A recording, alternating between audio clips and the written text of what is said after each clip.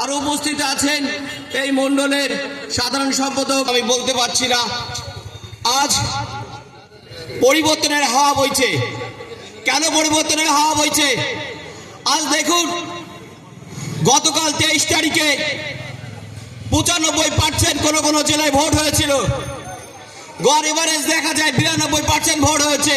ভারতবর্ষের ইতিহাসে আজ অব্দি দেখা যায়নি কোনো রাজ্যে এত পার্সেন্ট ভোট হয়েছে। কিন্তু আজ মানুষের এই পরিবর্তন চাই বলে তাই আজ এই 92% ভোট হয়েছে। কেন জানেন তা? আজ আমার প্রবাসী ভাইরা, প্রবাসী বন্ধুরা আজ তাদের স্পেশাল ট্রেন রয়েছে এই রাজ্যে ফিরে আসার জন্য, তারা ভোটটা দেওয়ার জন্য, কারণ পরিবর্তন হওয়ার জন্য।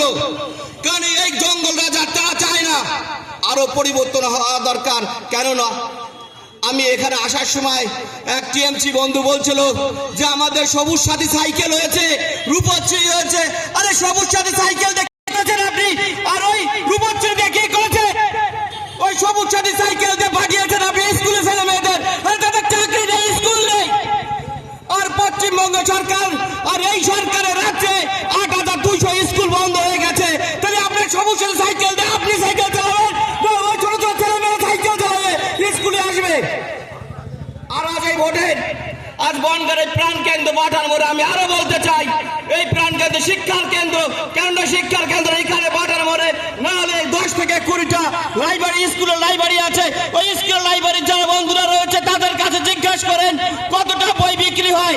আগে যে পরিমাণ সরকারি স্কুলের বই বিক্রি হতো তার থেকে বেশি বিক্রি হয় বেসরকারি স্কুলের বইপত্র বিক্রি হয়।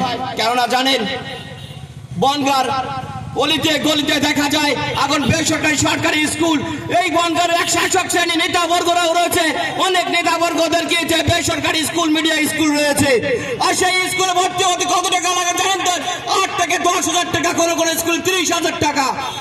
কিন্তু আমার এই খেটে খাওয়া মানুষদের বাচ্চা ছেলে মেয়েদের, ভাই বোনদের ভর্তি হতে লটারি লাগতো, সেখানে এখন ভর্তি হতে লটারি লাগে না, যে কেউ আসলে ভর্তি হতে পারে। কারণ স্কুলে ছাত্রই তো নেই, স্কুলটা ছেলে মেয়েই তো পড়ে না।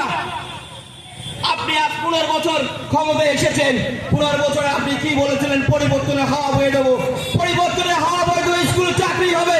কিন্তু আপনি সেই পরিবর্তনের হাওয়া কি বলছেন? গুন্ডারাজ করে তুলে দিয়েছেন। 2016 সালে একটি এসএসসি পরীক্ষা নিয়েছিলেন, সেই এসএসসি পরীক্ষায় 26,000 চাকরি পেয়েছিল। কিন্তু সেই 26,000 চাকরি আজ চলে গিয়েছে। সুপ্রিম কোর্ট রায় দিয়েছে। কি রায় দিয়েছে বন্ধু? আপনারা কান খুলে সবাই শুনে রাখুন। যাদের চাকরি চলে গেছে তাদের 18 থেকে 20% হারে তাদের টাকা দিতে হবে। এক একজনের 30 লক্ষ টাকা, আর গ্রুপ সি গ্রুপ বিদের 18 লক্ষ টাকা দেবে। এই টাকাটা কোথা থেকে আসবে? তারা তো সংসার খরচ করে ফেলেছে, তাদের ছেলে মেয়েকে পড়াশোনা করিয়েছে, তাহলে টাকাটা কোথা দিয়ে আসবে? টাকাটা কি অপদার্থ শিক্ষামন্ত্রী দিয়ে দেবে? আপনারা জবাব দেবেন না। এই 29 তারিখে আপনাদের জবাব দিতেই হবে। এই 29 তারিখে 1 নম্বর ব্যালট পেপারে আপনারা ভোট দিয়ে সকাল সকাল আপনারা ভোট দিতেই হবে। 29 তারিখে এই পরিবর্তনের হাওয়া বইতে হবে। কারণ এই পরিবর্তনের হাওয়া যদি না বয়, আর এই পরিবর্তনের হাওয়ায় যদি না আসে পরিবর্তনের ঝড়, তাহলে আপনারা কিন্তু আপনাদের ছেলে মেয়েদের ওই অশিক্ষিত করে রাখতে হবে। কেননা জানেন, অশিক্ষিত আপনারা সবাই দেখেছেন, আমিও জানি, আপনিও জানেন, এই বন্ধুগণও জানেন, যারা এই পথচালিত বন্ধুগণ তারাও জানে। কি জানে? হীরক রাজার দেশ বলে একটা বই আছে, একটা সিনেমা আছে, একটা গল্প আছে। এই হীরক রাজার দেশের রাজা কি বলেছিল? আরে পাঠশালা দরকার নাই, স্কুল দরকার নাই, ওদের মূর্খ করে রাখ। মূর্খ করে রাখলে কি হবে? তারা কোনো কিছু বুঝতে পারবে না, জানতে পারবে না। ঠিক তেমনি শিক্ষামন্ত্রীকে বলেছিল ওই আপনার মাননীয়, আরে স্কুলে টিচার দরকার নেই, শিক্ষিত করার দরকার নেই, ওদের মূর্খ করে কার মাতে লক্ষ্মীর ভান্ডার দে। কেননা ওই লক্ষ্মীর ভান্ডার দিলে 1500 টাকা পাবে, আর ওই 1500 টাকা মা শিক্ষিত হবে না। আজ আমি সেই মাদের বলি, মা আপনার ওই 1500 টাকার পরিবর্তে আমার সরকার গড়লে 3000 টাকা দেবে। আর সেই 3000